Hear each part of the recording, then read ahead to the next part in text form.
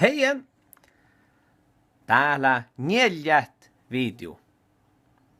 Dette er den 4. videoen. Og da skal vi lære å si noe om seg selv. For eksempel så har du lyst til å fortelle hvor gammel du er. Moren län kuektelogi käftsi jagi boaris. Jeg er 28 år gammel. Og 28, det er jo faktisk, da bruker vi de tallene vi lærte i forrige video. Kuekte logi, det er 2 tiere, og käftsi er 8.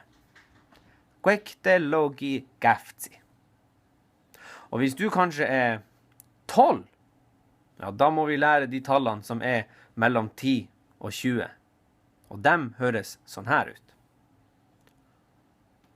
Oktanupelohkai, kuektenupelohkai, kolmanupelohkai, neljänupelohkai, vihtanupelohkai, kuhtanupelohkai, tjejanupelohkai, käftsenupelohkai, ohtsenupelohkai ja kuektelogi.